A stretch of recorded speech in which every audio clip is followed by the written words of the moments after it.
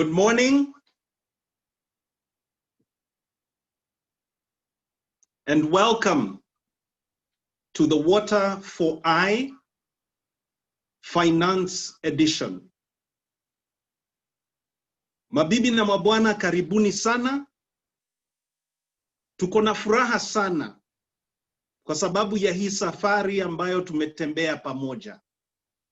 It gives me great joy to welcome you to this third edition where we have continued support from the water industry, and in particular led by the Ministry of Water, Sanitation and Irrigation, the Council of Governors, and the Water Resources Authority. I am very pleased to inform you that we have a wonderful, wonderful panel today, and we will be introducing them in a short while. Welcome to you all, people who have a keen interest in the drilling sector. It is a pleasure to be with you this morning. I see some of you saying good morning in the chat. Welcome very much, my brother George.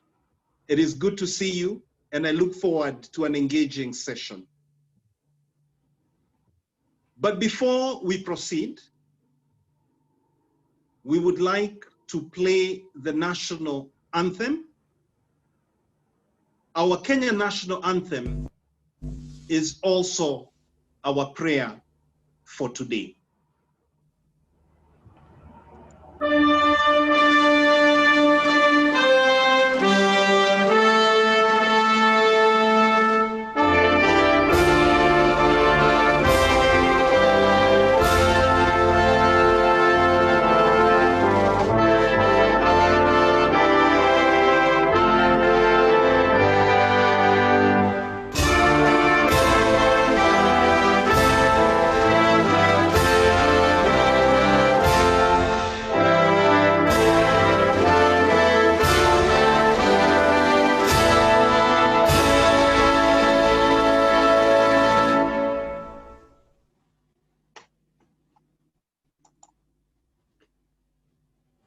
Welcome to the future of the water borehole industry in Kenya. Today we will be talking about finance, and we will do things slightly differently. We want to look at what are the core finance concepts that are practical, applicable, useful for you today, and that will also be critical for the future, meaning tomorrow. We want to stretch and look at things that you may already know or things that are completely new to you. Feel free to send your questions and comments via the chat. We also want you to participate fully, so we'll be requesting you to raise your virtual hand so that if you want to ask a question on the video, on the vocal channel, on this meeting, you're most welcome to do that. I will also be switching between the presentation that you see now and a board that is to my right. Now, going back 30 years ago, my father participated heavily in the water drilling business. But it was interesting about his understanding of finance. So when he wrote out an invoice and received the payment, my dad would declare that immediately as profit. And I would ask him, Baba, how is it that your sales equals profit? I couldn't get my head around that. So I started digging a little bit to understand what is sales and what is profit. And that's where we will start.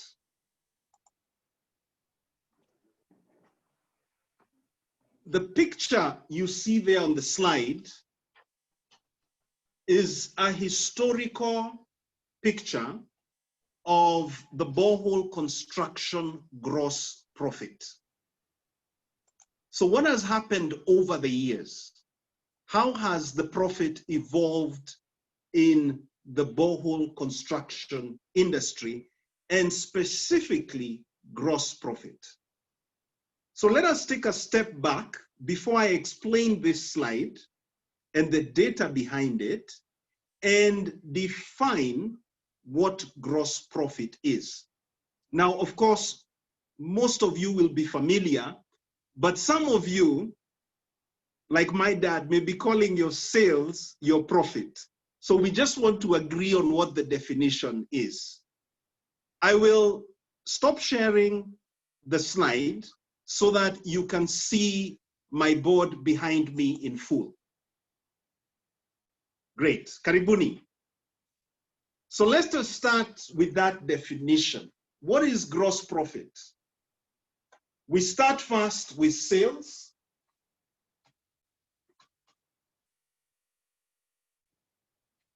I hope you can all see that. I hope my handwriting is clear. Then we agree, sales is your net revenue. What do I mean by net revenue?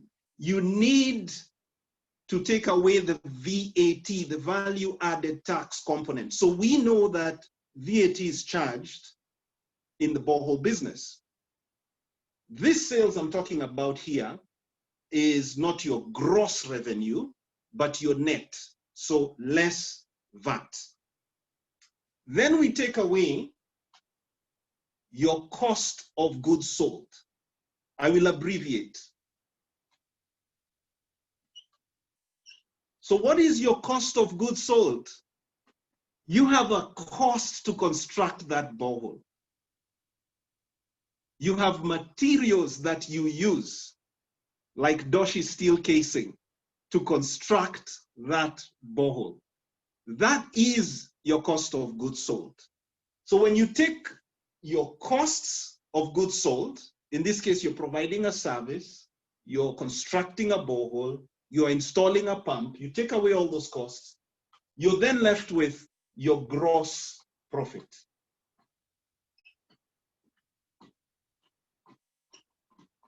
So these, ladies and gentlemen, is what we are abbreviating as GP, and we will use it during our discussion today. GP is your gross profit. But I go a little bit further, and most of you know these concepts. We are just laying them out so it's clear for everyone. There is then your operating profit, and we will come and look at what is the operating profit in the borehole construction business. Where is it today? Now, to go to that step, we need to take away from our gross profit costs of our administration, costs of our marketing, and other general costs. I will just call them general and administrative costs. These costs exist whether you drill a borehole, whether you equip a borehole or not. Whether you put in a tank, whether you put in pipe work or not, you have a cost. And that's what we're calling our general and administrative costs. When we deduct that, and again, this is very generic. I'm giving you an overview. There's a lot of detail that goes into this. Our accountant friends are probably already pointing out and saying, Daktari, you left out this, you left out that. We're just looking at a general picture, my friends. So gross profit minus our general and administrative costs give us our operating profit.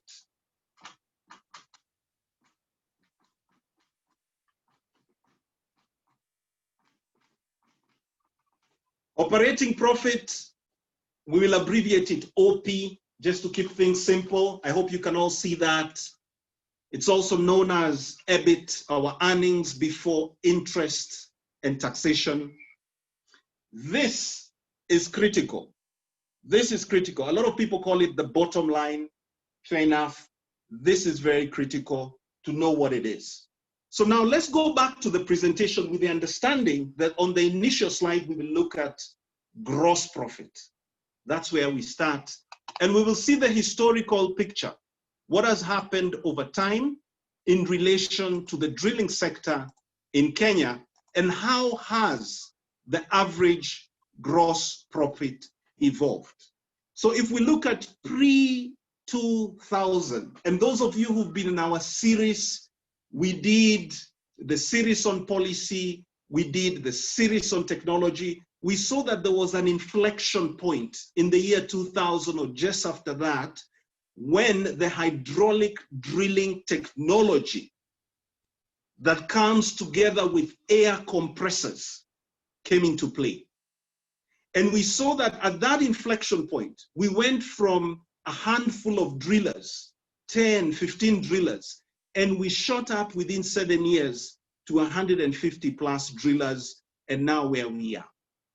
So this inflection point of the year 2000 is critical in the history of water well borehole drilling because of the change in efficiency of drilling a well. So pre-2000, what's interesting is gross profit. We've defined it, the GP. What you make after taking away your cost of goods sold from your rent revenue was averaging 60%. Drilling a borehole in Kenya was highly profitable, margin-wise, as a percentage, pre-2000. The only issue here was the margin was great, but the volume, the sales volume was not where it is today. Remember, we looked at what was the charge to drill a well 20, 30 years ago. And it was amazing that we have come from charging 18,000 shillings a meter to charging 5,000 shillings a meter. So the volume concept has changed because there were fewer wells drilled pre-2000 and many more wells drilled post the year 2000. But pre-2000, it was 60%. Then between 2000 and 2009, our gross profit came down. Why? There was more competition in the market, a little bit more competition. There were many more rigs, there were many more drillers. So the pricing pressure was there. But the drillers compensated this pricing pressure by efficiency. So by being able to go from not drilling a well in 3 months, 90 days, to drilling a well in 3 days, the efficiency came in, and they were also able to lower their cost per meter while still making the same in terms of actual money, but taking a less percentage in terms of margin. But then from the year 2000, my friends, to 2019, something dramatic happened. And this is a red zone. This is a danger zone.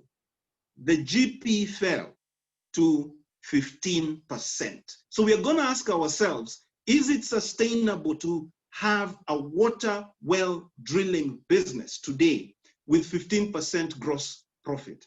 Is it sustainable for anyone? Maybe, but you need massive volumes. So what happens, and what are the issues we have to deal with at 15% GP? And then I'm going to propose that we need to find a way to bolster, to increase our GP to at least 30%. Mabibi na wabwana, without 30%, the drilling industry in Kenya will be challenged. And to be very clear and direct, your business will be challenged if you're not able to attain 30% gross profit. I will guide you how we can achieve that 30%. We will be very practical about this. So let us proceed. One of the core issues, and we've dealt with this in the past series, the past session, is pricing of water well boreholes. How do you obtain the pricing? And we have seen that it boils down to a cost per meter. When you average the total cost of drilling and equipping the well and divide by the depth of the well, you get your cost per meter. But the pricing, generically, not just for boreholes, but globally, can be split into three things. One, you can look at what is your cost. So we mentioned the casings, the gravel pack, the pumps, the pipes, the water tanks. But you also have your costs in that there's depreciation. You have invested capital. Maybe let's take a medium-sized business, 20 million. In Kenya, that is about average for a water well drilling company just to get started. For a medium-sized water well drilling company, you need about 20 million for your rig, for your tools, for your pump testing equipment, your personnel as well. Very key, the skills coming. So you can look at your cost and then work backwards and say, I want to get 30% gross profit. These are my costs. What do I need to price my drilling at? That is one way to do it. This cost-based process is actually what we call a markup. You're just putting a markup on your costs. Then you give your customer the price. The second way is market-based. So market-based is something that has been used a lot in the past, where you look at the demand. And pre-2000, the demand was there, but there were not that many drillers. So what we saw was a price scheming taking place. So the margins were very good because the market, the demand was there, and there were very few drillers in the market. And thirdly, what we see today, competition-based pricing, where it is about discounting heavily. It is about tenders, where anything can happen. So this competition-based pricing has a massive consequence on our gross profit. I would like to bring in my brother, allow me, because I see he has a question. Philip Wafula, if you have a question, please switch on your mic and ask the question, because I've seen you really, really want to ask a question. Philip, you're there? Okay. It looks like Philip had been playing with Zoom and pressed the wrong button. But there will be a chance to ask all your questions, Philip. We proceed for now. Asante sana. Let's look at the next picture. And this is the borehole construction pricing, and we overlay the concepts of cost-based, market-based, competitor-based, and we introduce something new, what we want to encourage you to look at. Pre-2000 was market-based pricing.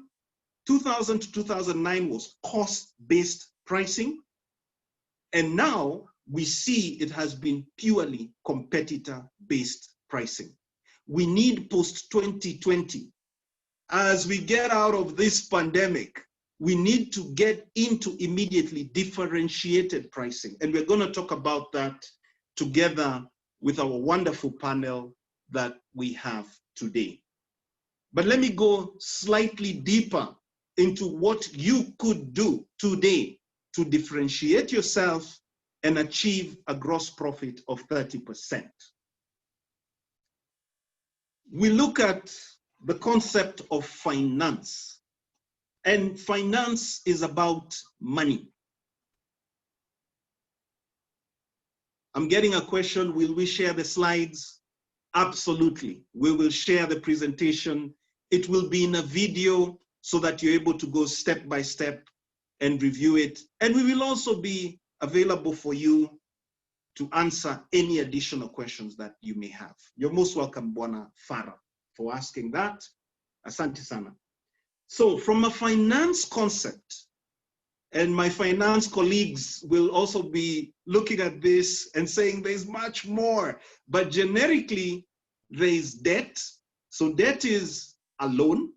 Debt is what you get from someone who expects to be paid back. Simple as that. There is equity. You can go to your family, you can go to your friends, you can have your own savings, you can get money from people who believe in you, and they put that money into your business. That is equity. The business can also reinvest its money into itself. Or you can have a combination, the third part, of debt and equity. So they can be a mix. And most businesses will operate in a mix of both debt and equity. We will be looking at what is available today in the market. If you want a loan, is there some concessional loan that you can get? If you're looking for equity, if you want somebody to actually partner with you, we will also be getting some ideas from our panelists of who is ready to partner with the drillers in Kenya. Or we will also be looking at your customers. If your customers need financing, how can we work together with the players in the finance sector here in Kenya to come up with something innovative that can support our businesses, but also most critical, provide and close the gap in the provision of water in Kenya. We proceed. And now I want to talk about interest rates, because this is something that we are all keen to listen, especially when we look at debt. We are all keen to understand what is the interest rate on that loan. So we first look at the US dollar loan. You can take a US dollar loan here in Kenya, and it will average 6% plus the London interbank lending rate.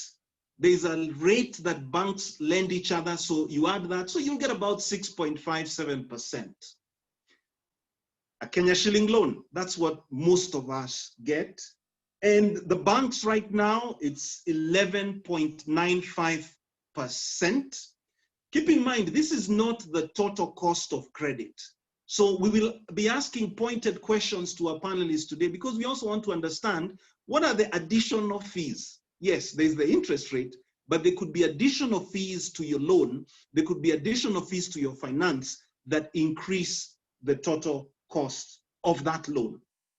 And then, just for your interest, we look at a very innovative lending system that has come to Kenya in the last few years, mobile lending. And you will immediately notice there, Mshwari, close to 100% annualized interest rate, I must say, and the very famous Fuliza, almost 400%. Now, again, this is annualized. So we are looking at what they refer to as their fees, their mobile lending fees. They may not necessarily refer to it as interest rate, but if we take away the play of words and we look at the numbers, these are the kind of interest rates that we are looking at. And I can see a number of you on the video are already scratching their heads and asking, how is this possible? When you come with something innovative, people are tempted to take it up, and the details may not be the key thing at that point in time. But now you know. Now, I want to switch my screen here once again, and I'll go to my board, because we are coming to the final part of this presentation where I want to talk about return on capital employed. You invest capital in your business and you need a return, but we need to be crystal clear. What is the minimum return you should get from your business? And in this regard, we will look at your operating profit. You recall your operating profit was your gross profit minus your general and administrative costs. And we will introduce capital employed. So let me switch screens here, and then we look at this concept of return on capital employed, and we agree with each other what it means.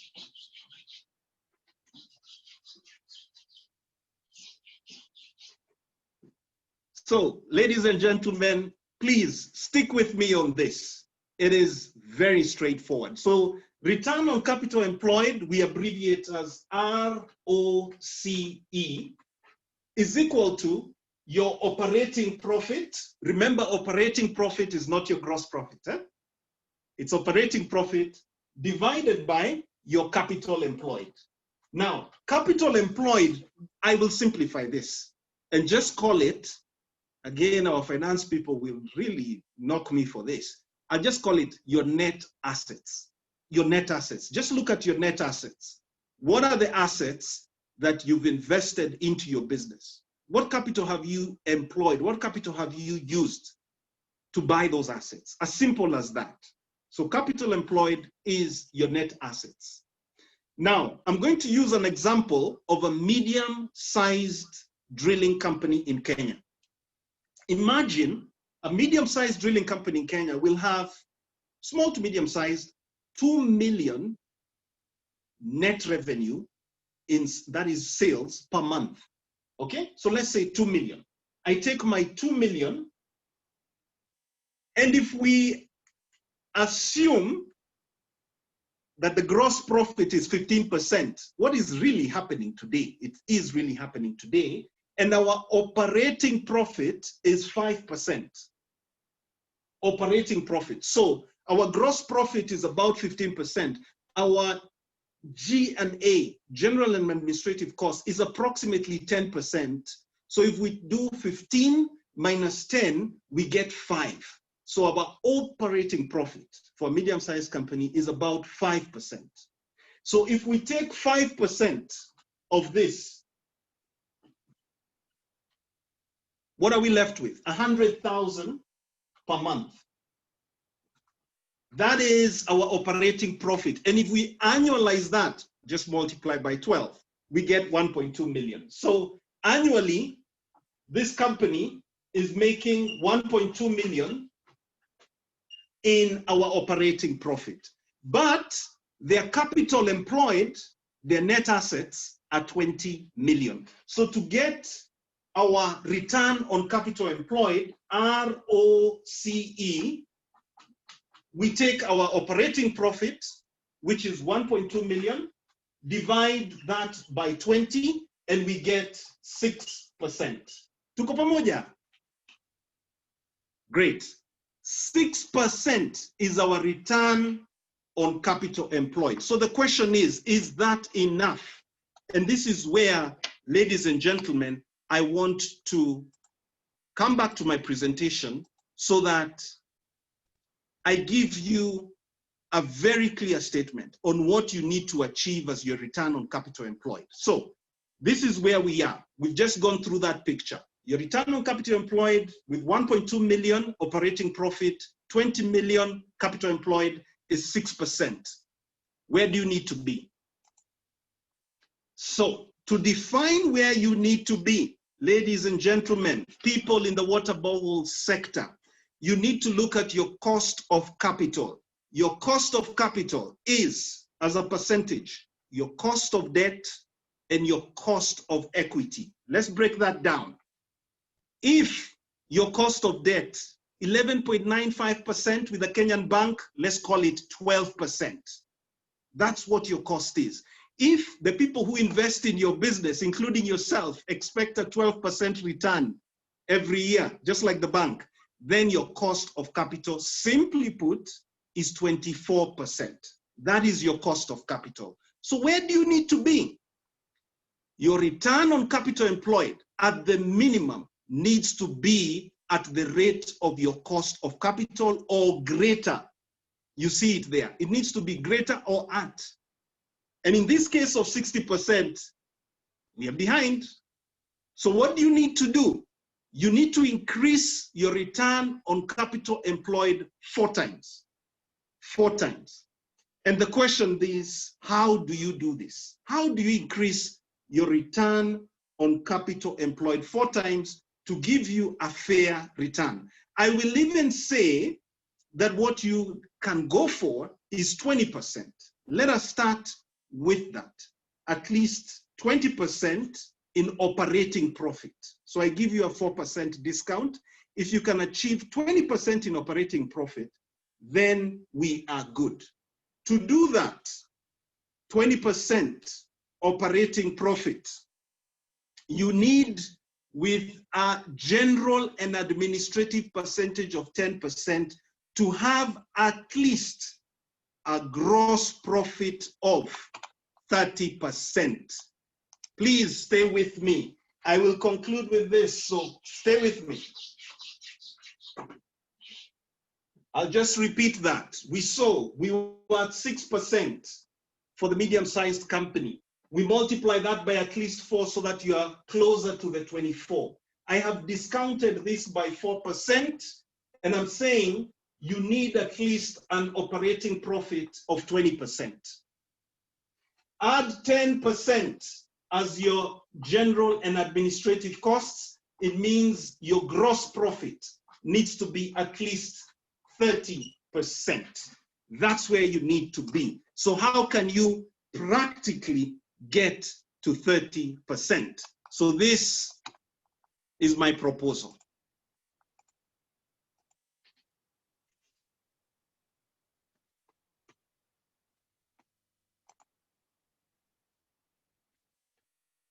You see it there? To differentiate yourself, you need at least 30% gross profit. And you can do it not in the future, but today. How? The first thing you can do looking at gross profit is work out how you can reduce your cost of goods sold. Your cost of goods sold. And this is what most drillers do. Most drillers look at reduction of costs. Now, something very sensitive. Should you take shortcuts? The bank has lent you money to do the job. Should you drill a hole that is not 200 but 150, save 50 meters and therefore make 30%? Absolutely not. And Tom will emphasize this. You cannot do this because customers will get you. Sooner or later, the chickens will come home to roost. So no shortcuts. Finished. So what do? You could talk to the bank and get a loan at a lower percentage. That will help you. You could look for equity elsewhere. That will also help you. We'll discuss that today. But also, you could look at reducing your capital employed, your assets. And we begin to ask ourselves, do we need to invest in all that equipment? Or can you rent it? Some of you are already doing that today. Some of you have figured out, I'm not going to buy a test pumping unit. A test pumping unit will set you back a few million shillings. I could rent a test pumping unit for some 1,000 shillings a day, and the job is done. And that comes into my cost of goods sold. It is not on my net assets. It reduces my capital employed, and therefore my return is higher. So sharing of equipment in an organized way, or in whichever way, is a very effective method of getting a good return. The challenge becomes, what if you don't have the skills? And I know Tom from the Kenya Water Industry Association will want to look at that. If you don't have the skills, but you've rented the equipment, we are still in problems. So there's two angles here. We need the skills, and we need to develop a solid rental market, like what the construction industry in Kenya has done. We also need support of the policy makers, and I'm very pleased that we are joined by Director Juma, who will be saying a few words in a few moments. We need policy support to allow that the categorization of drillers is not purely based on the equipment that you own. Look at the example of Uber, the biggest taxi company in the world, but they do not own even one taxi. So we need new business models that can support differentiated gross profit for water well drillers in Kenya, And this is the time to adopt new models. When resources are scarce, ingenuity thrives. Ladies and gentlemen, thank you very much for your attention. And I appreciate that a lot of what we've spoken about, you already know, but I hope there's one or two ideas that we've brought into the picture that could be of assistance to your business. I would now like to introduce the supporter of the Water for I. We have Doshi Steel, who have been our supporter through this series, and they would like to say a word of welcome. But before they say the word of welcome, I wish to play their corporate video.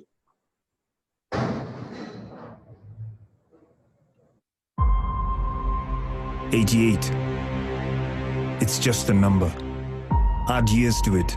Now that's the game changer. 88 years is a long time to be doing something. It's even longer when you've been doing it right. Hard work pays. Integrity is fundamental, but attitude is everything. Roll up your sleeves. Get your hands dirty. Sweat. Whatever it takes to get the job done. No compromise. No excuses. No shortcuts. Dedication is everything. Dedication to a single dream. A dream to build better homes, a better country, a better future. This is our dream. This is Doshi. Our steel built this nation. Our cables connect your cities. We build your homes. And now, a single goal unites us to bring you the most precious resource: water, the very essence of life. It needs to be protected, it needs to be preserved, and it needs to be pure. Using rapid technology, solid global partnerships, we're making sure that every drop of water gets to you uncompromised. Safe, clean water for all. This is what we believe in, and this is what we stand for. Our roots run deep, and so does our commitment. We are Doshi. We are Kenyan. 88 years. We've always been here, and we intend to stay. Built right from the start.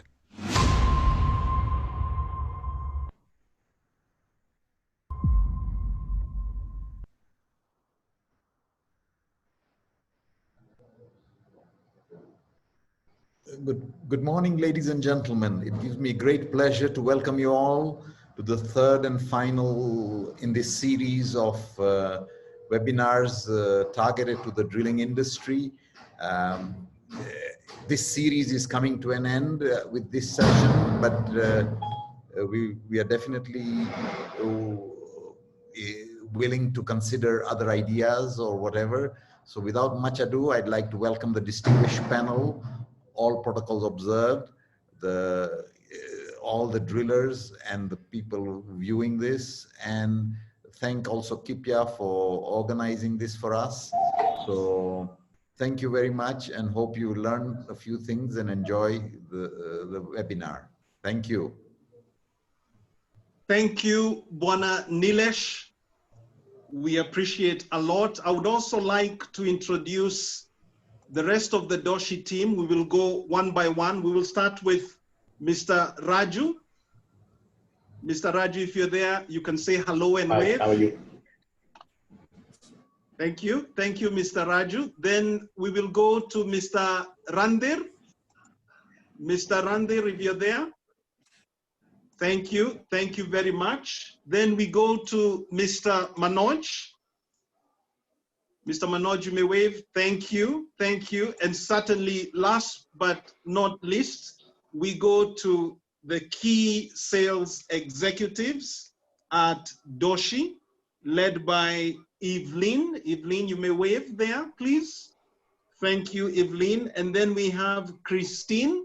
Christine, you may wave. Thank you very much. And also Helen. Helen, you may wave. Thank you. Thank you very much. We appreciate.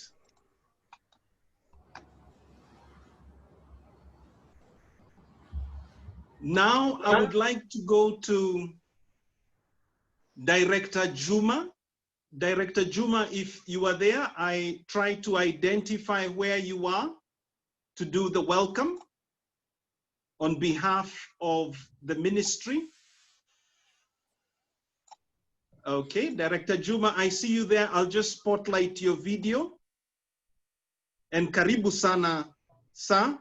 We would like to welcome you to this session. You've been a supporter through the whole series. It's a pleasure to see you this morning. Karibu, and please share your opening remarks. Thank you very much. Thank you very much, Dr. Gaduru. Good morning, ladies and gentlemen.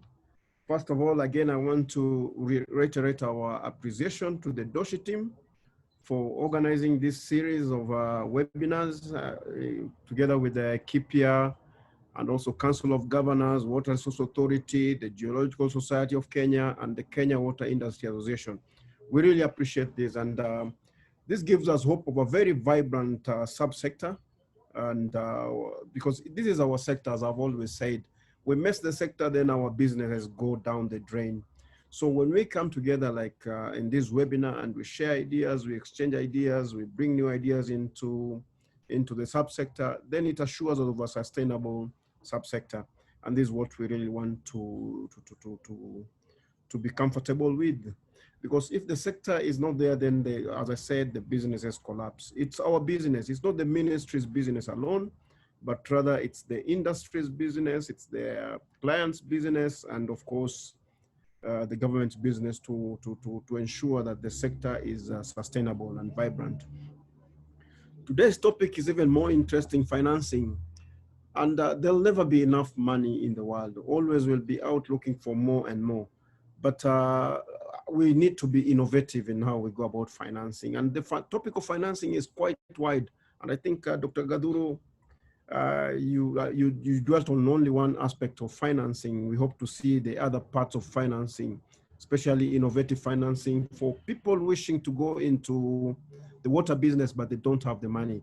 And here I'm talking about the private sector coming into the play. We know the private sector has lots of money, but they need to be convinced that it's worth to invest their funds into this subsector. And therefore, we need to be very innovative. You also mentioned the idea of partnership. There are those with the finances and there are those with the technology, but the people with the technology don't have the finances. So the aspect of partnership between those with the money and those with the ideas, I think is most welcomed. Today's your highlight, your opening remarks, Dr. Gaduru. Some of us are not in the financing sector, so it's quite interesting. We look forward to listening to more about these financing solutions. And of interest to us as a policymakers is sustainability of the sector, more so efficiency in the sector. Because, and I must confess that some of our industry players, people want to make profit, but want to compromise on quality of the boreholes, both in terms of the materials used, both in terms of the details of the boreholes that have been done. I think this is not good, because when we compromise on the quality of our boreholes and the quality of our workmanship, then the sector will not be sustainable. In the next couple of years, 20, 30 years, the sector will just collapse. It collapses with our businesses, and unfortunately, some of us will not have recovered the capital and investment at that particular time. Finally, I want to also, it will be interesting to hear in this webinar how, as a subsector, we're in the service industry now. We are doing the boreholes to exploit our groundwater potential. But did we ever sit back to think that the more boreholes we are developing and the volumes of water we are abstracting, did we ever think of reinvesting some of our money into the water resource management to assure the continuous flow of this groundwater? because as I said, there are so many boats coming up in Nairobi. We have over almost approaching now 20,000 boats and still counting. And are we assured that the resources is still available even as we do more boreholes? What are we doing as an industry to reinvest? And when I say reinvest, we don't necessarily have to give back any financial support to, say, Water Resource Authority, but we can partner with Water Resource Authority to find out what is their projections in terms of assuring the continuity of these resources, so that as we invest in the sector, as we look for finances to exploit our groundwater resources, we are sure that in the next 20, 30 years, this resource will still be available. This food for thought, I'm not sure it's part of the financing. I believe it's part of financing the water source management so that our investment are sustainable, but it's subject for discussion here. So with those few remarks, once again, I want to assure all participants, especially the organizers, of the ministry's support in this webinar. And on behalf of the leadership of the ministry, we welcome this. And as I mentioned last time, we are looking forward to, at the end of this webinar, whether we can present a memorandum on all the three webinars. The first one on policy, technology, and financing. Then we present a memorandum to the leadership of the ministry to improve on whatever policies are in place. This one we welcome so much because it's alive to us that water source management and development is not a preserve of the government, but rather it's all our business. So with those few remarks, I sit back and also listen and participate in this discussion. And at the end of the day, we look forward to learning new ways of financing. Thank you very much, and good morning, ladies and gentlemen. Thank you, Director Juma, for those words. We have taken keynote. You have challenged us about reinvestment in water resources management, and also explicitly that we need to present a memorandum coming out of these sessions to the leadership of the ministry. Certainly, sir, we will present it through you so that it's in a coordinated way. And we are very, very grateful for your opening remarks. Sir, we have with us today the Water Resources Authority, and representing the CEO is Dr. Samson Oiro. I will request him to say a few words. Karibu sana, Daktari. Thanks a lot, everyone. Good morning. Good morning. Yeah, we appreciate the presentation. And I'll go in line with Director Juma, because as the authority, we are more interested in sustainability. Though we are talking about financial and profit to the industry, but for us now, like the surface water is not really good currently. And if we continue to abstract more from the ground, we expect that even the permanent rivers will soon become seasonal. The wetlands will dry up, the springs will dry up. So the investment is very key on the management. So we can more now focus on recharge, managed aquifer recharge. At least now with these forums, people are open, the shoddy jobs will reduce, and more so on illegal drilling. That's the major challenge because they are not regulated. But now with these forums, we can now have a control. And when things are done in the right way, we'll be able to have water for our next generation. Thank you. Thank you very much for those comments, Daktari. We've taken note. Managed aquifer recharge, very important. We also have on board our geologists today. We'll be introducing the chairman from GSK, and the issue of drilling without permits. Not the words that I have used, drilling without permits. Indeed, we need to make sure this stops because it is absolutely not the right way to do business, and we are not able to manage our resource if we don't know who is drilling and where they are drilling. So karibu sana, Daktari. At this stage, I would like to introduce our distinguished panel who will support us today to break down these issues related to financing. We have with us today Tom Armstrong, who is the chairman of the Kenya Water Industry Association. Welcome very much, Tom. We will be discussing more with Tom. And really, Tom is representing the drillers in this instance. We also have with us Chairman Gesheru. Chairman Gesheru is from the Geological Society of Kenya, very experienced geologist, has been with us also through the sessions and will be sharing with us some of the challenges related to professionals in the borehole industry in regards to financing. We also have with us from the Kenya Innovative Finance Facility for Water, Kipya, Grace Ndegwa. Grace Ndegwa, welcome very much. Then we have with us my brother from Big Five Africa, Alec Kimathi. Welcome very much, Alec, to this session. We will also be hearing from Alec. And we have a bank, Sidian Bank, represented today by Catherine. Catherine, we will also be getting comments from you. Welcome very much, Catherine Kisamwa, and also her colleagues from Sidian Bank, that is Beatrice. Welcome very much, Beatrice, and Bwana Timothy. Welcome. It's a pleasure to have you in this session. So we go straight to it, and I would like to start with Tom. So Tom, I'm going to spotlight you here. And the question, Tom, is from a driller's perspective, how has financing for capital and operational expenditure evolved over the years? And how have drillers adapted to overcome funding challenges? Welcome, Tom. Thank you, Dr. Ari. Can you hear me okay? Yes, we can. Very good. Drilling is a necessarily niche specialist industry and run by drillers who naturally tend to be assertive, ornery characters.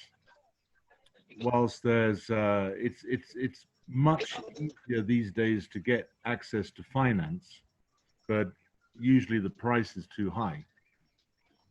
This generally encourages drillers to keep existing equipment functioning and also to buy equipment at the auctions. The US has a big market in selling drilling equipment, and it's very possible to get equipment really quite cheaply in the US. Historically, it's been reckoned that if you have a program of 50 boreholes, that justifies the purchase of a new rig. Then this can be the ways to fund that rig out of the prospect of, say, 50 or 100 boreholes. That's a financing issue, which is kind of a no-brainer for anybody that's going to put the money up. But this is very rare in Kenya to have a drilling program of that nature.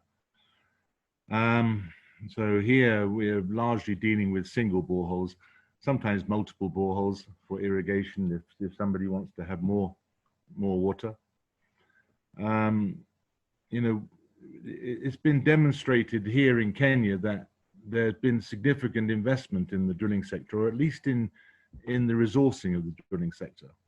Dr. Ari mentioned about the present numbers of drillers we're down to 131 registered, whereas in 1978 there were just 11. In 2000 there were 32. And then in 2017, there were 159. So that figure has now dropped back to 131.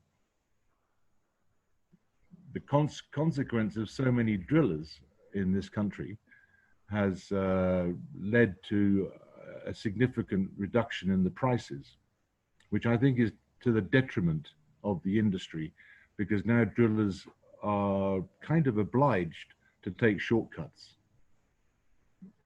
Then, you know, the boreholes are not drilled to suitable diameters. You'll be trying, you know, stuffing 6-inch casing into an 8-inch borehole. That's quite normal. But to my mind, the annulus around that casing is not sufficient. There's not enough space to get the gravel down, and you're better off at drilling an 8 5/8 or a 9-inch borehole to allow for sufficient gravel to get down. A lot of boreholes have bridged gravel. It doesn't get down to the filter. It doesn't get down into the screens.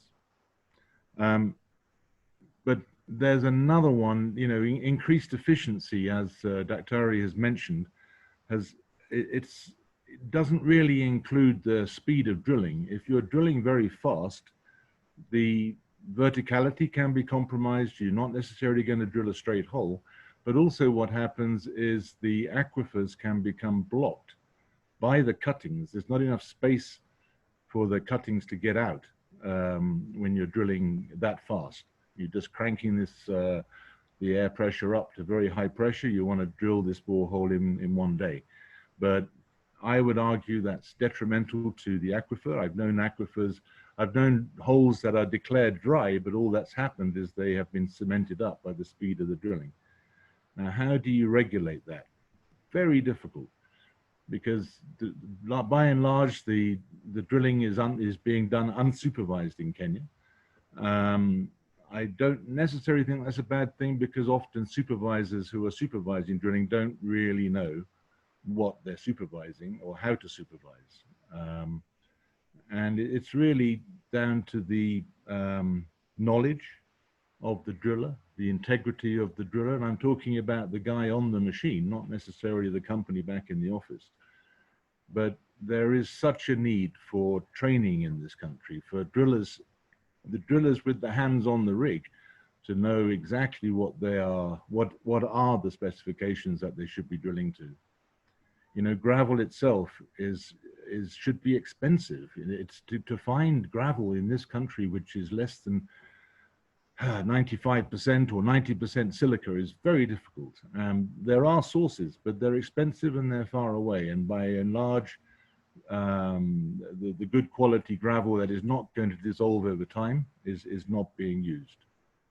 In my opinion, the pricing, borehole pricing in this country is too low.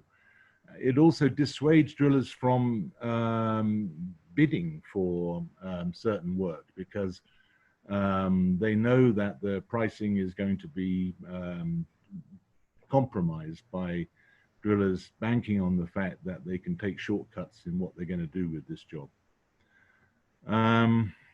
So what have drillers done to overcome funding challenges? I would argue that they've been taking shortcuts. And with so many drillers now registered, with 131 drillers or whatever the figure was,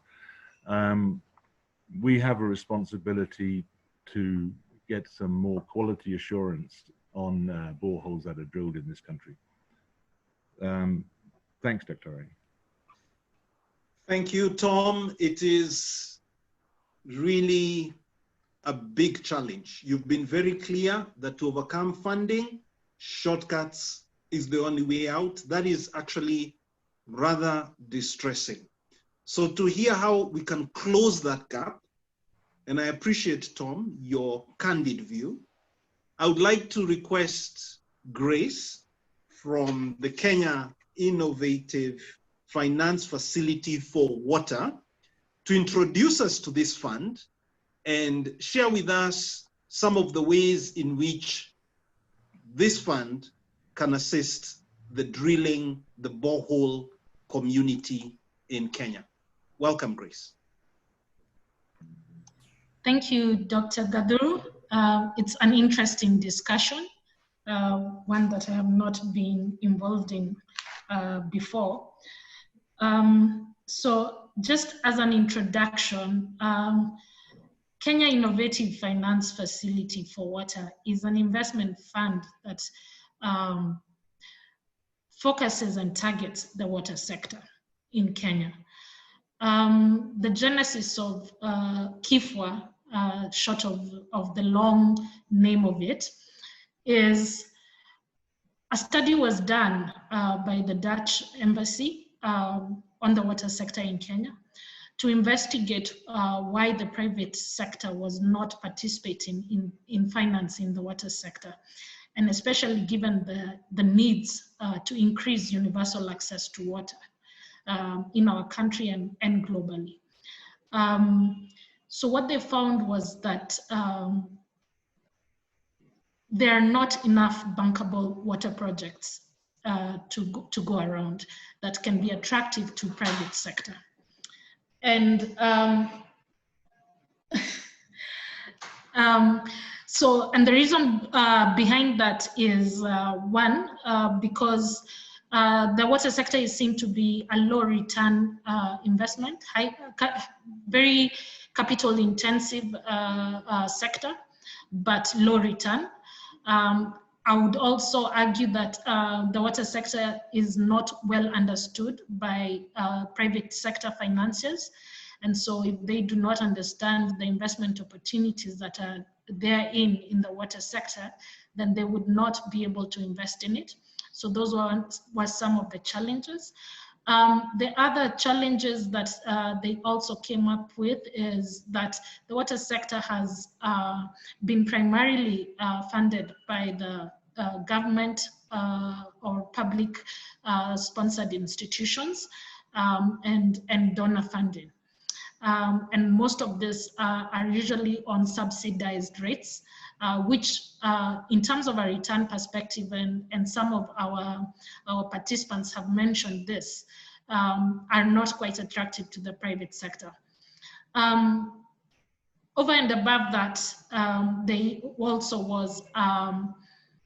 also the risks involved in investing in water projects. And what then the embassy decided to do was to set up a fund, this is Kipya now, with a 10 million euro grant that can be accessed by people with innovative water concepts, water ideas, and then de-risk those water projects in the early stages of project development, and create bankable initiatives that can be attractive even to, for example, commercial banks and other commercial fund providers.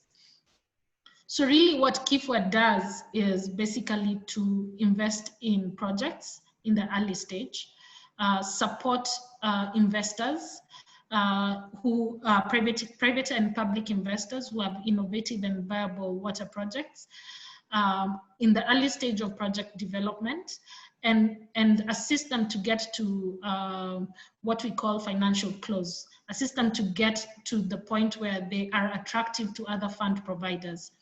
Our objective is basically to increase private sector financing in the water sector and to create bankable projects.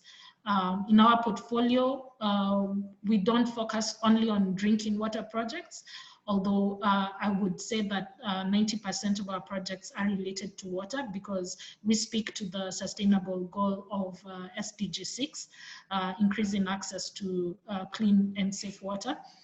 But we do also we also invest in other or support other water subsectors. So projects in irrigation, projects in hydropower, wastewater treatment and recycling. So in our portfolio, we can look at anything that has a water aspect. And in a nutshell, that is basically what Kipya does. Recently in 2018, we did revise our investment policy, not just to look at projects, but also to look at later stage investment opportunities. So business enterprises that are applying innovative solutions to the water sector. So at this point, we can now also look at such businesses. And I believe that is perhaps one of the avenues that the drilling industry can be able to access our fund. Thank you very much, Grace. It's clear that there is a pot of money available. You've mentioned that initial investment from the Dutch government as a grant, 10 million euros. The question is, how do we now connect you to these projects? And I think this is a great platform for that. I would like to urge all the participants to ask Grace very pointed questions on accessing this fund. She's telling you she has 10 million euros. You need to connect with her and find out what is the process, how do you access the fund to the money, and also maybe what does she want in return, because there's always a catch. But thank you so much for that, Grace. We will come back to you again on how to go through the procedure of accessing the fund. Now, please put your questions also in the chat. Feel free to raise your virtual hand, and you can direct a general question to the team. You can direct a specific question to any of our panelists. I would now like to introduce Chairman Gesheru, and I will spotlight Chairman. And Chairman, please feel well. Your mic there, thank you very much. Chairman, you are professional and you represent professionals in the sector, specifically geologists who require to invest in new technology. This technology is used for siting boreholes, amongst other things. Chairman, what are the current sources of funding for professionals, for geologists, and how have your colleagues overcome funding challenges? Karibu. Yeah, thank you, Dr. Gaturu, and other members of the panel, as well as the attendees in this discussion. I'm happy today to represent the Geological Society of Kenya. And as you know, geologists are integral in the development of the water industry, particularly so the drilling, because they are the ones who are charged with the responsibility of siting the boreholes and locating the most optimal sites for drilling. And as well, they are involved in the supervision. Now, your question mainly looks at the sources of the funding for geologists undertaking these works. And you find it all depends on the sectors or the various areas where the geologist is working. We have geologists who are working as individuals, as private entities in geology practice. There are also those who are working in institutions of government. There are those who are also working in parastatals, others in NGOs. In the private sector, the source of funding is mainly the shelf, and sometimes you get banking facilities which support the purchase of equipment. But like you would already know, that we don't have a lot of facilities for, specific for geologists. Most financiers don't understand the work we do. And in very few circumstances will you find banks arranging for loans for the kind of work that we are doing because of the risk. But also in terms of the amount of work being done, there is very little being done in the private sector. Most of the borehole siting is being done by particularly the institutions of government and parastatals. Now, in the parastatals and also the GOK, you find there is much more capacity in terms of financing, in particular the geophysical equipment that are used for siting the boreholes. And in order that the private sector is able to cope with the difficulties in funding, you find quite a lot of our colleagues are able to arrange for leads from these institutions. sometimes they hire from colleagues, and those who are able to get some finances, some are able to buy second-hand or used geophysical equipment. Now, some of the NGOs we know, like HAMLEF, people like Catholic Relief Services, World Vision, they have also been able to support their staff by investing in suitable equipment. However, I need to comment here that we do not have any particular institution with a complete set of all necessary geophysical equipment that you can say that can be able to guarantee results all the time. And this gap in terms of capacity has been also reflected in the success of the outcome of the drilling process. I also, at the same time, want to comment about a certain group of unscrupulous people who are practicing in the market where they do not have any specific category. They are normally being referred to as brokers who have not invested in any equipment. Some others come in shades of water divining. Others use smartphones and they don't carry out proper surveys to identify sites for drilling. And this is partly why you find our colleagues in the profession always complaining. And I think as we continue debating, we need to know how to tackle them, because even when a few of the institutions and individuals are able to invest in the equipment, these so-called brokers are messing around in the market, but still get a way out through the drilling process, and they are not able to take responsibility for the results. Thank you, Dr. Gaduru. I think handled that. Now, Thank you. in terms of Sir, thank you very much. You've handled that, and you have highlighted something that is really important, that no institution has a complete set of equipment, and that traditional financing for equipment, for geophysical, geochemical, for all the surveys that you do in relation to geology has been very, very scarce. This is interesting because we would like to find out from the bankers, how can we close this gap? You need equipment, you need tools, and you're not able to get the financing.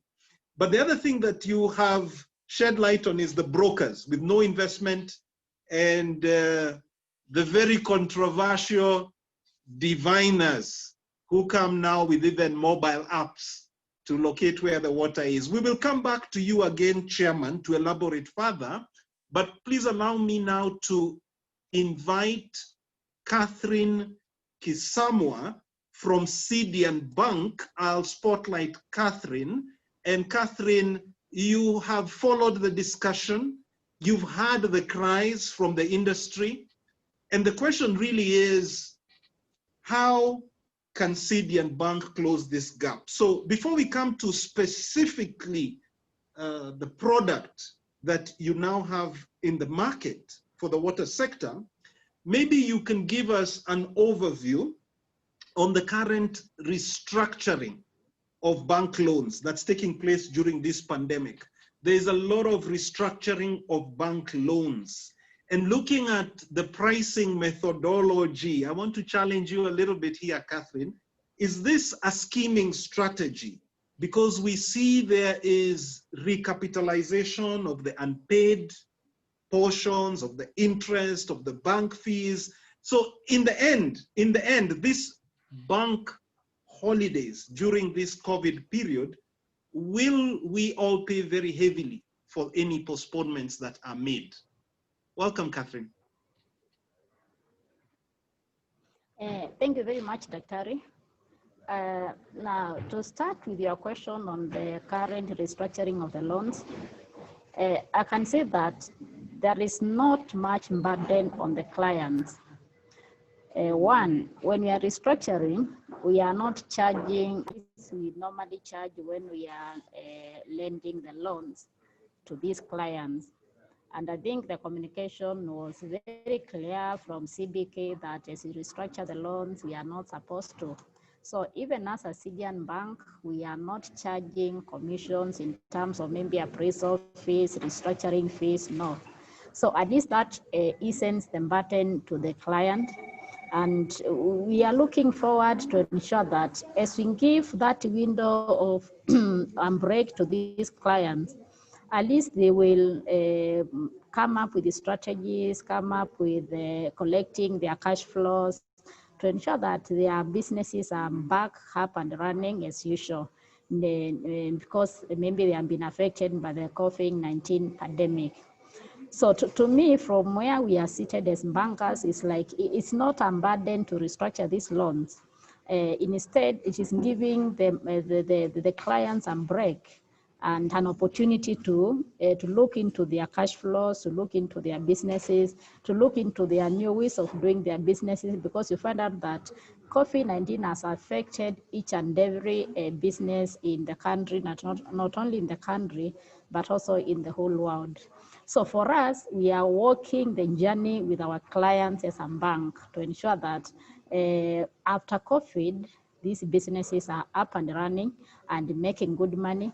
And the good money they are going to make in terms of profits, they'll be able now to restart making payments for their loans. Thank you. So that Thank is what you. I can say about the restructuring of them. Wonderful. You've given us comfort there, but I want to ask you as a follow-on, a second question, because we are all interested to know. Briefly describe to us the background to the loan facility that you are currently offering in partnership with Aqua for All, and specifically to address issues related to water during this pandemic period. And how is this solution different from traditional bank facilities? Thank you. Thank you, Dr. Syrian Bank has partnered with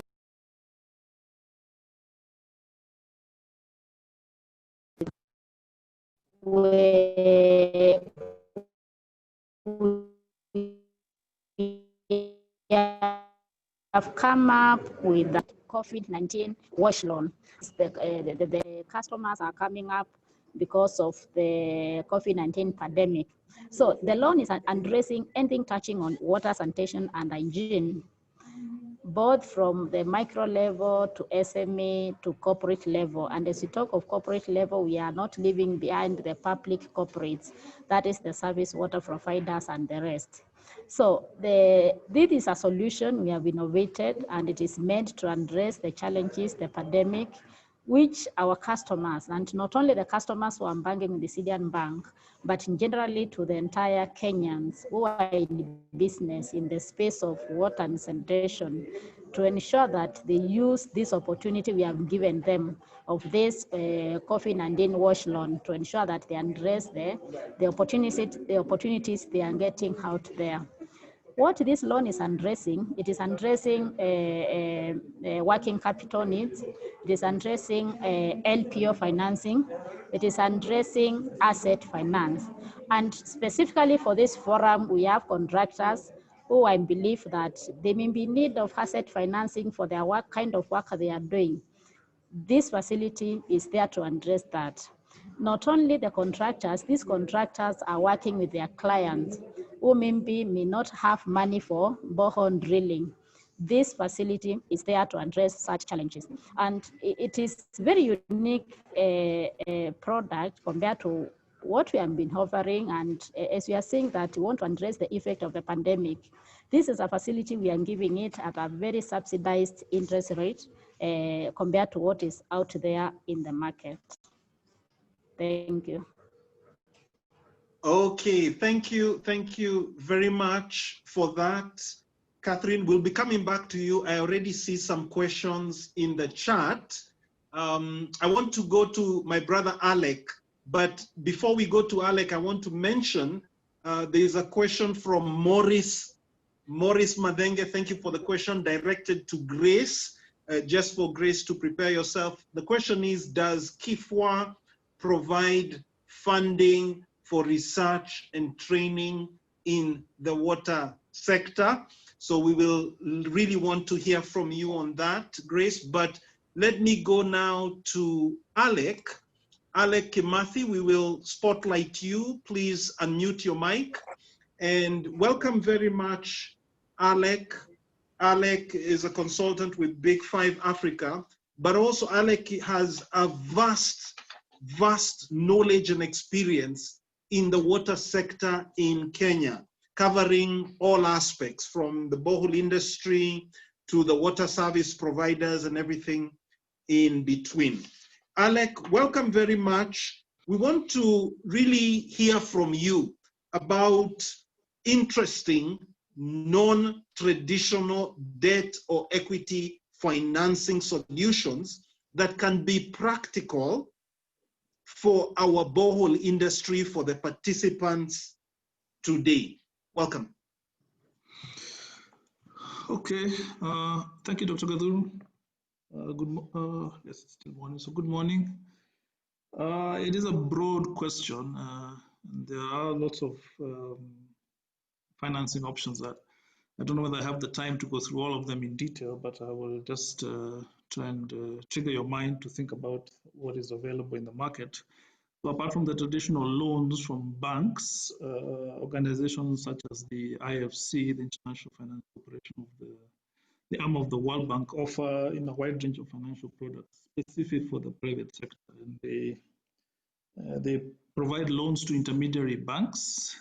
They also provide loans to leasing companies. So for those drillers who don't have equipment or don't wish to buy equipment, organizations such as IFC lend money to asset owning entities who then on lease those equipments to potential drillers. So that is available in the market.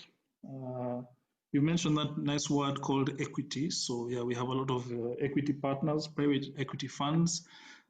These entities, they exist, they're quite a number, willing to look at interesting projects. If a driller like Tom gets a big contract in Tanzania to do 100 wells and he needs to buy so much equipment, and private equity fund can invest, buy a stake in Tom's company and invest, provide long-term financing or growth capital and invest in his company, earn a certain profit from that over a period of time.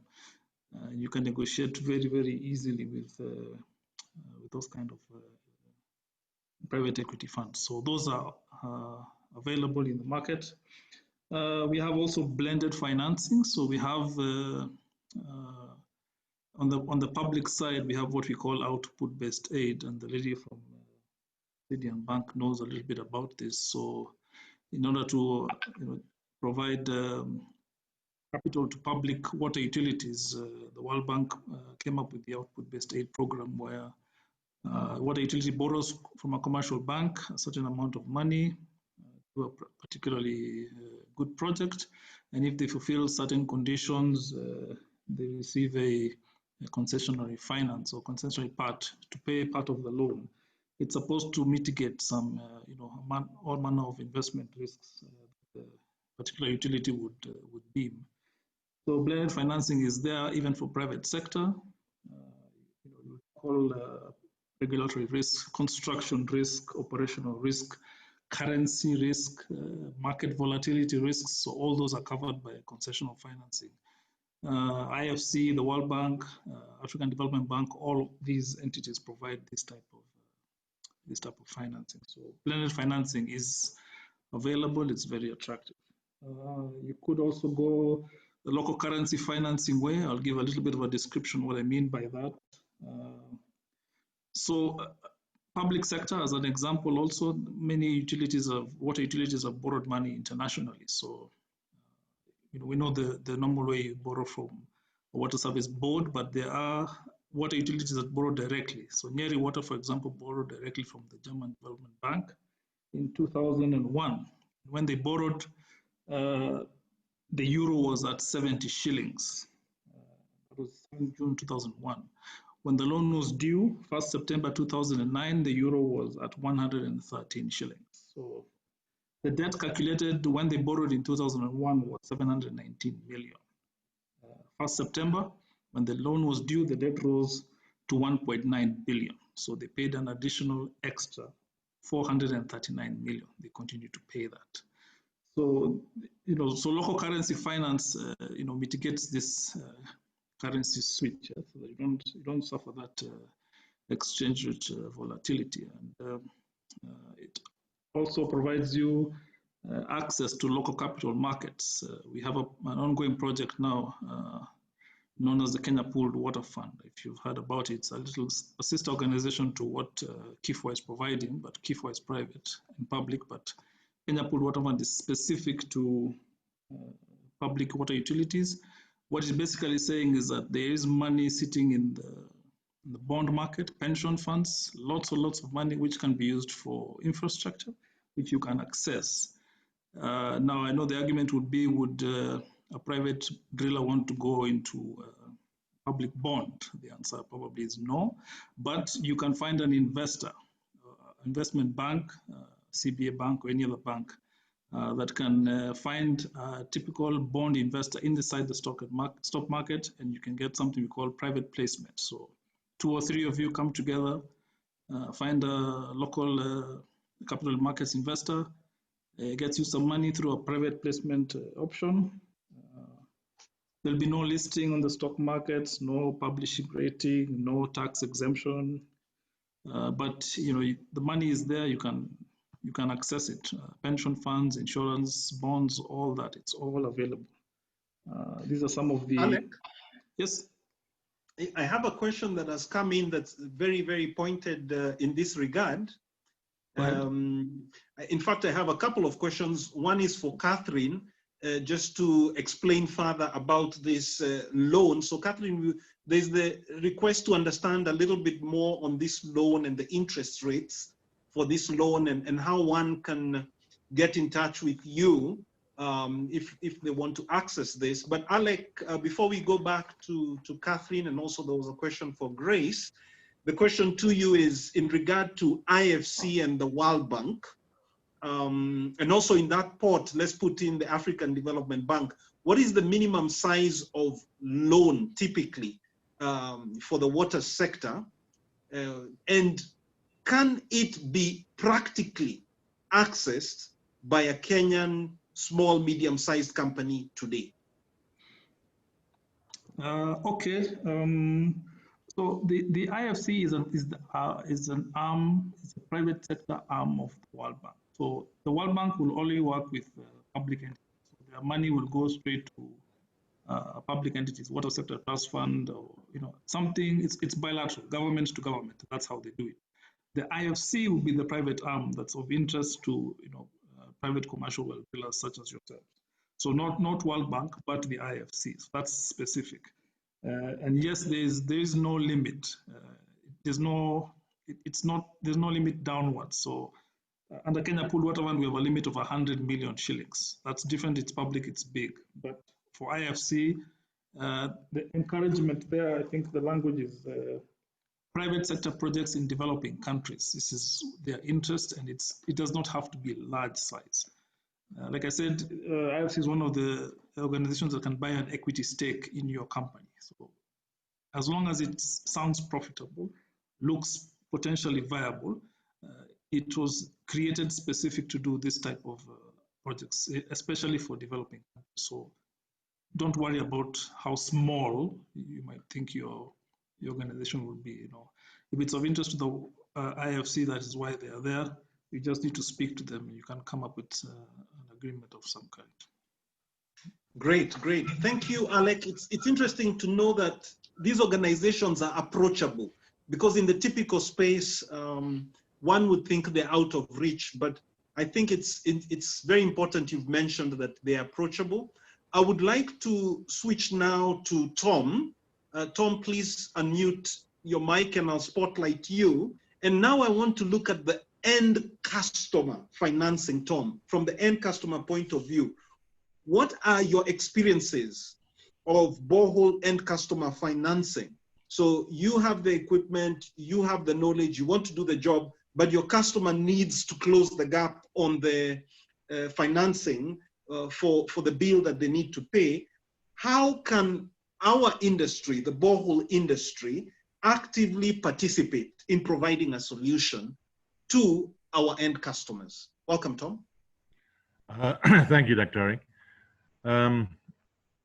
Interesting. I mean, your introduction today, I've learned a lot about economics, and I even studied economics.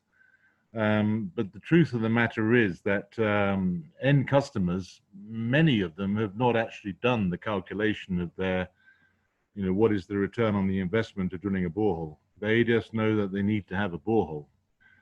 The return on investment to them is largely, that's an interesting aspect. But drillers we tend to leave the funding up to the client. And I believe that is not the way. I think we should be able to advise clients on how they may be able to access funding. It's a no-brainer, really, because the return on investment is on borehole drilling and the sale of the water is normally pretty fast. Particularly if you've got optimum use of the water and sales of it.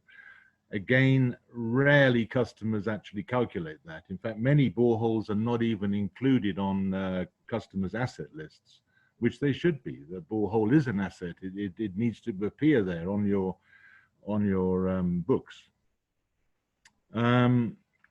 It's rare that you get financing is from a bank, and I think this is where it needs to extend. The drilling industry also needs to be participatory in that. I mean, there are very few banks in Kenya which are ready to pick up and put a loan into a borehole, but they are there. I'm not sure whether I can mention the banks in this forum, but I think I will anyway. So Equity Bank has a very straightforward package for entertaining the Wananchi into if they want to drill a borehole for irrigating 10 acres and perhaps to their neighbors as well. And I believe that Sidian Bank is also developing similar. Years ago, it was that we could insure against the outcome of the borehole drilling initiative becoming dry. And even today, you will find hydrogeological reports, which on the front page says insurance category. It's something historic that's left from a very long time, but some hydrogeologists still look at that. But I think actually it's something which is worth pursuing. I mean, it's very rare that you get for us to get a dry borehole, but the percentage is there. And I think it is reasonable to go again to look into insurance against dry or boreholes being unproductive.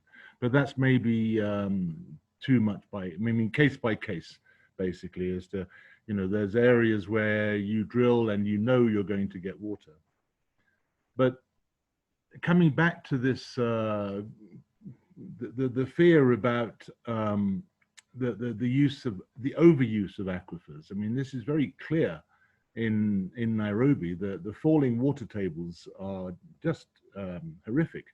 60 meters in this century for the aquifers around Karen. And I do believe that it's our responsibility to really study this, really study the aquifers, and particularly those ones under threat. And moratoriums on drilling should also be considered, but perhaps also limiting people's pumping. Have a look at the whole.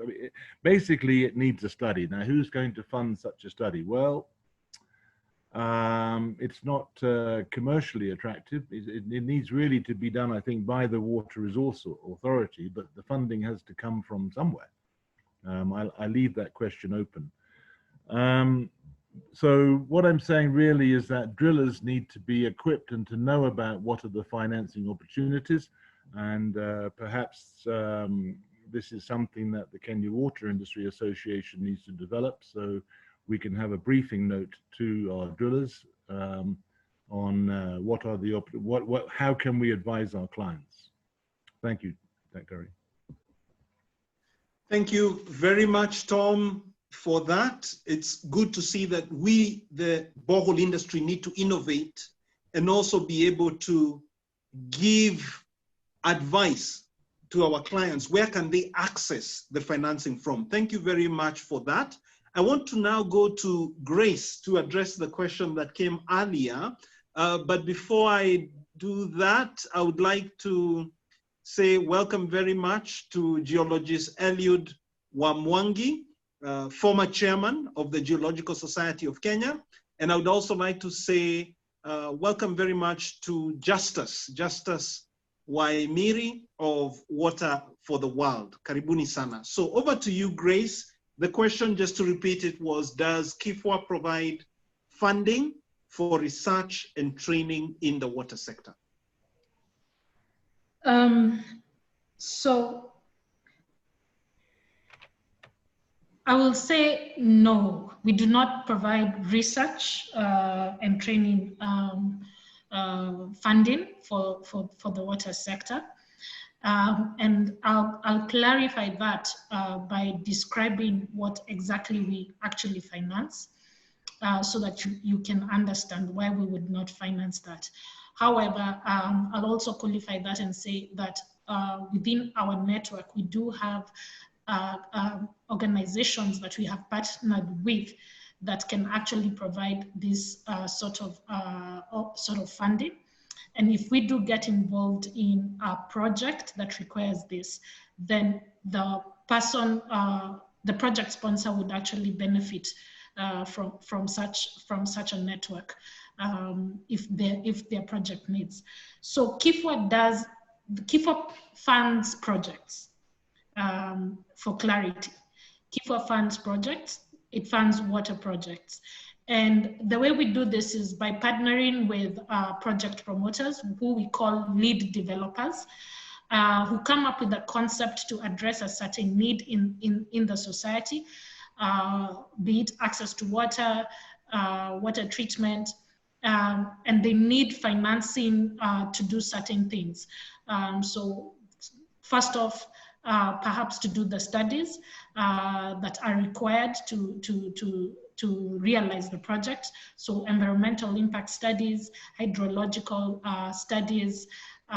So we actually assist the project promoter to meet at least 50% of the preparation costs that are required to get the project from a concept or idea to an actualized project on ground that is operational. And to answer a sort of earlier question that you asked, how can then the drillers access this financing from KIFWA? The only way I can see the drillers able to access this is perhaps through the end customer. And I'm glad that Tom touched on the end customer, because the end customer would actually be the one with the project. And so I think the challenge then would be for the drillers to work together with their end customers to create a project that can be attractive or presentable to KIFWA. And within that, then we can be able to finance the end consumer, and indirectly perhaps the end consumer would be able to finance, the drilling. But in terms of financing directly the drillers, I would not see an avenue where such a process would pass through our investment process. But if the initiative came through from the end consumer in terms of a bore drilled for a certain irrigation project or a certain water project for sale, if that is packaged well, then you can refer that to us and we would be able to look at that and against our investment criteria and support that project in that way. Okay, excellent. Thank you very much. It's very clear for us that if the project is packaged from the end customer side, so this also calls to bearing what Tom alluded to, that the drillers need to tell clients what is available and how they could support them to package the project and present it to yourself. So thank you for that elaboration and answering the question from Maurice. I want to go to geologist Gishero now. And geologist Gishero, just before I come to you, I want to prepare Catherine for another question coming in here from my brother, George Kouma. Catherine, you have a number of questions I'll be coming to you on. And this from George is about the issue of loan security. And really, do you need a security? Do you not need a security in relation to this Aqua for All partnership? But I'll come back to you for further clarification and to describe George's question in full. So now back to you, Chairman Gesheru, please unmute. And Chairman, we've heard that there's money available, but how do we connect our water professionals to these funds? Are there ideas about how we can develop these new solutions so we make it that tomorrow we can walk across to IFC, we can walk across to Kifwa, we can walk across to Sidian Bank? What do water professionals need to do, from your opinion? Welcome, sir. Yeah, thank you, Dr. Gaduru. I think this question has quite a number of ramifications, because the professional, like we say, already has issues, particularly so because of a lot of intrusions from unqualified personnel. But at the same time, the market forces dictate that we have to get out of the box. I think our members, and who are normally the first interface with the end user doing the feasibility studies, can turn the whole tide by coming out and marketing their intellectual investment through project identification, meaning that you don't have to wait until a customer comes to seek services for borehole siting or water resources investigations. It's good to identify areas or zones that have promising potential for various economic activities, like say irrigation, areas whereby there is farming, where you feel like groundwater investigations can be of use, and where you're able now to jointly propose a project to financing institutions. That is one way where our professionals can be fully informed in identifying opportunities that can be shared with end users. The other one is where we could also propose, particularly for equipping purposes, leasing arrangement with leasing companies and also manufacturers and suppliers of relevant equipment. But I also wish to point out the fact that groundwater investigations is not purely a mechanical process. There are various stages of the siting that do not probably also require a lot of finance, and which we can also benefit from support from institutions that are holding data, like WLA or the various other private institutions in data sharing. And this can improve greatly the efficiency of borehole siting.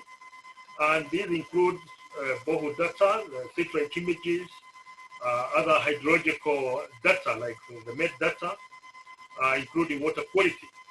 So I think we can look at the different areas where our involvement in the drilling industry can be enhanced, and where that also guarantees the results of the work we are doing. Thank you. Thank you, Chairman, for that. Much appreciated. I would now like to go to Catherine. Catherine, I would like to come back to you again. And I think there's a number of questions that have been addressed to you. I tried to see your video, Catherine. Feel free to switch on your video, Catherine, so that we can bring you in.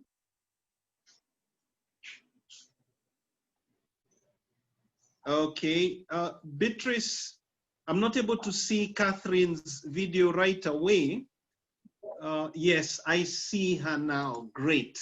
So I will spotlight you, please unmute your mic. There is a number of questions on the fees and the interest rates, how to reach out and get to you. And then there is a specific question also from George, my brother Kouma, for borrowers. What are the security requirements? Or maybe you don't need security for small scale businesses when they want to borrow 5 million shillings. So he has a specific amount of money. He wants to buy some equipment. How can you help him out? Welcome, Catherine. Thank you very much, Doctor. We have 41 branches across the country, and any client, anyone who wants to access this facility can just walk into one of our branches. Our staff in the branches, we have already trained them on the facility. They are very much aware of all the requirements, the features, and everything which they need to assist the client. And out of there, they will listen to the client and they will be able to provide the needed solution. The facility, as I've said, it is from 100,000 to 5 million Kenya shillings, which has to be in a tenor of 2 years repayment. And out of this, anyone in the space of wash, as I've said, is eligible to access this particular loan. When it comes to the security and someone wants an asset, I've said it covers working capital, LPO financing, and asset financing. So anyone who wants to access an asset, we put that under asset financing. And when it comes to security, we'll pick the asset we are going to finance as a security for the bank. Okay, we'll have a discussion, not finance 100% of the security, but at least not less than 70% of the security of the asset. Okay, thank you so much for that, much appreciated, and also giving guidance as to how people can reach out to you. Just to close off the panel, I want to invite Alec. Alec, you've listened to the discussion. There's many bits and pieces. Maybe just some practical words of advice for our drillers. They need access to both traditional and non-traditional sources of financing. Maybe just a closing word before we go to the next part of the program. Bona Alec. Okay, thanks, Dr. Yeah, so I would suggest the drillers can speak to their bankers, because the bankers know about many of these optional finances. Please access the International Finance Corporation, IFC. Their options are, there are many, they're tremendous. They actually have an additional funding they're calling the COVID-19 support for, I think it's $8 billion to support entities who have lost revenue during that COVID-19 period that was quite a struggle. The World Bank has a similar liquidity facility for water utilities for 4 months, I think March to June or July, to cover any loss of revenue. So, you know, call me, call our team, call Kipya. I mean, the options are there. We can direct you where to go. Financial, there are many, there are plenty. But be prepared to have full disclosure. These entities require that you are honest and straightforward. Even if your company is experiencing losses, please be as candid as possible. They're here to help, and funding is available. Great, great. Thank you for that, Alec. Very much appreciated. I now want to go back to Dr. Samson. Dr. Samson Oiro from the Water Resources Authority. You followed the discussion over the last 1 hour, 50 minutes. Lots of comments coming in relation to what we discussed earlier on water resources management, but also specifically on financing and financing of professionals. For your closing remarks, sir, please, karibu sana. Thank you very much, Daktari. So on data, for those who are doing research, we usually give data for free. For the professionals, because they are paid, so they know we charge around 2,000 for 5 boreholes. On investment, as Armstrong also put it, in Kenya, we have a case of where we invest in the creameries rather than in the cow. So you don't know where you'll get the milk, but you're busy building industry. So that's the problem you're facing with the water. Nobody's investing in the resource management, but people are interested more on the development and supply. So we really need to do much on the assessment and to invest also, as we said earlier, on the managed aquifer recharge. So we also, now we have a regional center for groundwater. It's also a state cooperation, though it's linked with UNESCO Tier 2.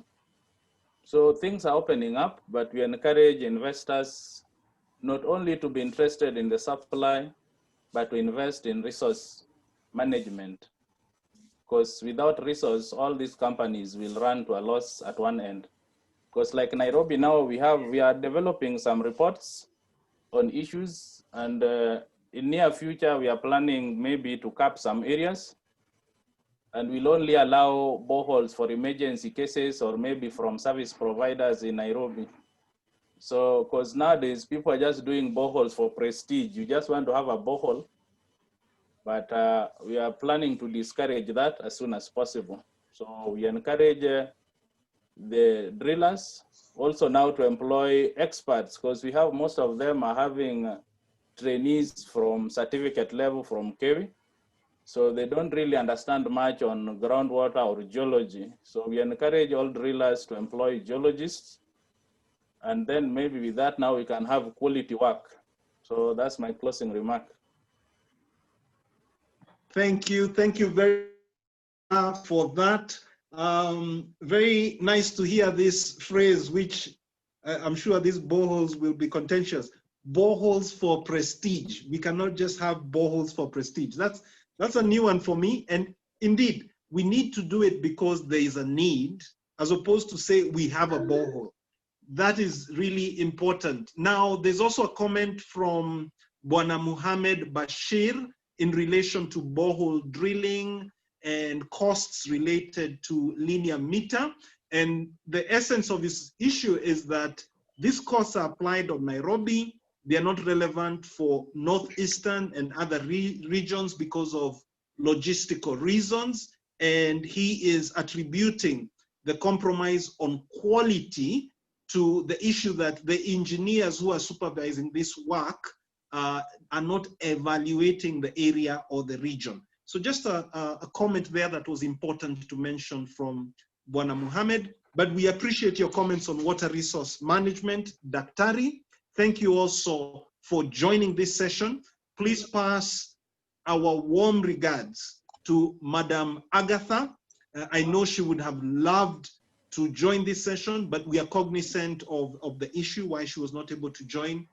Please pass our regards from the drilling community to her, and also to the CEO of the Water Resources Authority, Bwana Muhammad Shurie, for his support for this series. Please pass our warm regards. And now I would like to go to our director, Juma, to make the closing remarks on behalf of the Ministry of Water, Sanitation, and Irrigation. Welcome, sir. Thank you very much. Thank you very much, Dr. Gaduru, and thank you very much, participants. I think the discussion was very rich, and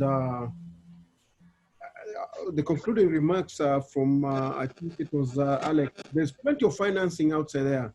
It only requires you to package your proposal properly to satisfy the lender. But there's financing.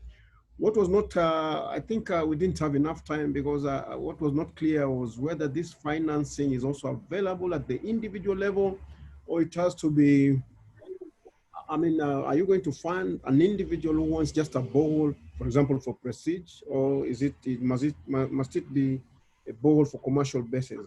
Which brings me to another point which Oiro has just mentioned, and I think this is food for thought for ourselves particularly, in that the number of boreholes coming up, are they sustainable in the long run, or do we need communal boreholes, maybe a borehole within a radius of certain meters to serve a specific number of people, rather than having a bowl in every other plot? I think a bowl in every other plot eventually will not be sustainable.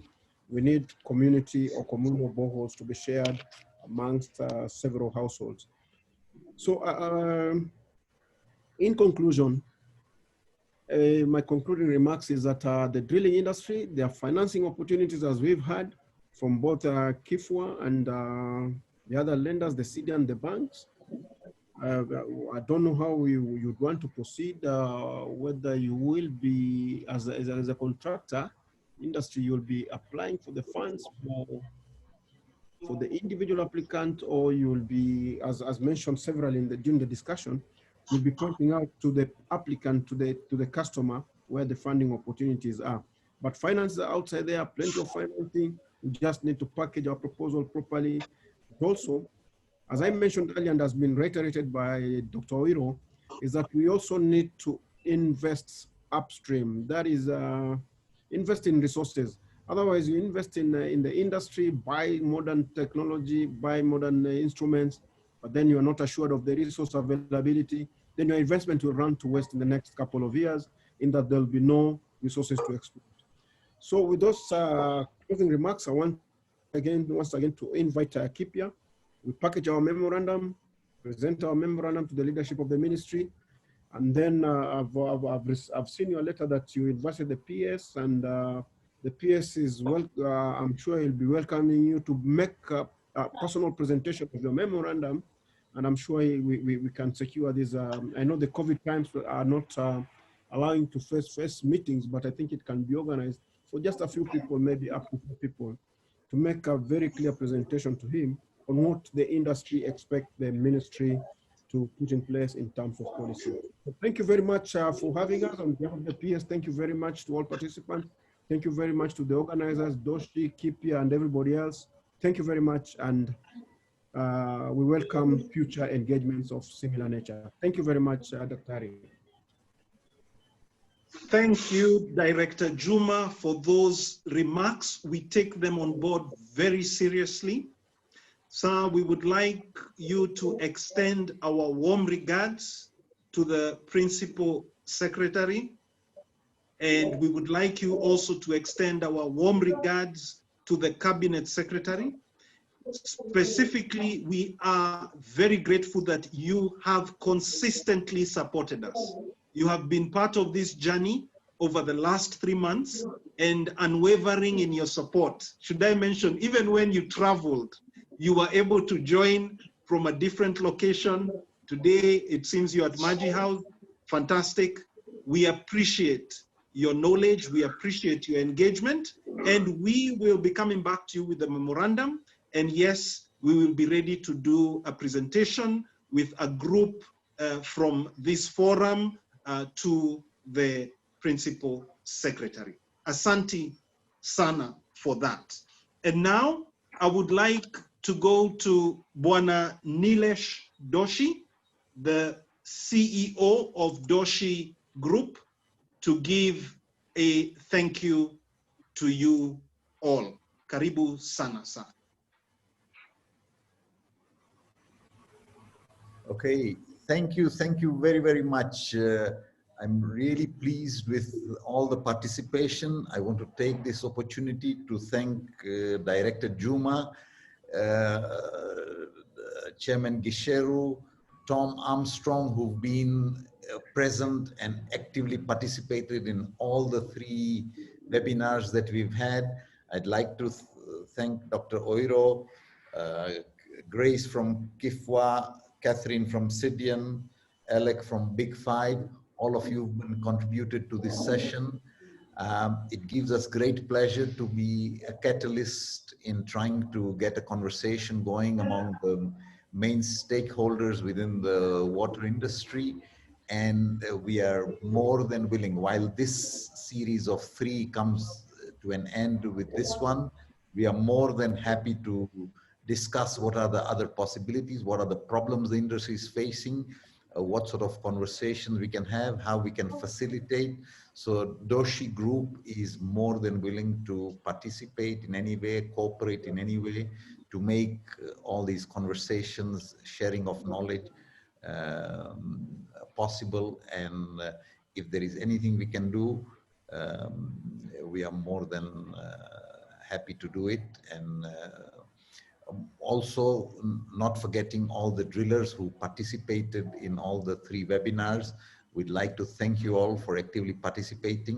What is very, very critical is to receive feedback from you as to what you found useful, what if we were to do, if and when we were to do another series, what are the problems you face. So that the feedback form that Kipya sends you is very, very important. Please take a few minutes, fill it out, so that we are dealing with issues that affect you. We are dealing with issues while discussing would help.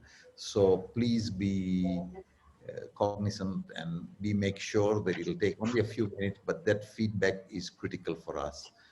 And of course, I cannot forget Dr. Kathuru and his team. They've done an incredible job in organizing this series, and we really appreciate their knowledge and their perseverance and their energy trying to make this all happen. So thank you to all. If I left anybody, key persons out, my sincere apologies. It's not intentional, but thank you everybody, and thank you and God bless. Thank you very much, Bwana Nilesh. We appreciate a lot your continued support. And on your chat box now, you will see the link to the feedback form. That feedback form will also be emailed to you after this session. Please fill in this form so we get your comments about this session and what your needs are for any future engagements. I appreciate your comments, George. You've mentioned there your opinion, this should go further. This discussion needs to be done more intensely. Thank you very much also to Justice Waimiri. We appreciate, yes, for the information. Thank you to Farah. You will be receiving the video and also contained within that, the slides. We are very grateful to you all. And I would like to say thank you once again to the Ministry of Water, Sanitation and Irrigation. Thank you, Director Juma. Thank you also to the Council of Governors. We had represented with us His Excellency Festus Ngeno, who has joined us in the previous session. We also are very grateful to the Water Resources Authority, much appreciated. The Kenya Water Industry Association, represented by Chairman Tom. The Geological Society of Kenya, represented today and through all the sessions by Chairman Gisheru. Thank you, Grace from Kipya. Thank you very much, Catherine and your team, Beatrice and Timothy from Sidian Bank. And thank you, Alec from Big 5 Africa. But certainly, we would like to say a very big thank you to all the participants, and certainly all those who've been with us through all the 3 sessions. We very much appreciate. We've got a lot of comments. We will be coming to you with the draft memorandum before we submit it to the ministry, as we've been requested to do for your comments. We're also very grateful to our partners at Doshi Steel. Thank you for your support. Nilesh, we appreciate you, and also the direct participation and support from Evelyn. This has been instrumental. We appreciate you very much. And last but certainly not least, thank you to the Kipya team who really make this happen, for the support that you give me and that you give to our clients. Thank you, Alfric. Thank you, Peter. And thank you very much, Ricardo. We look forward to having this conversation continue with you in the future. For now, stay safe, continue supplying water, and may God bless you. Kwaherini.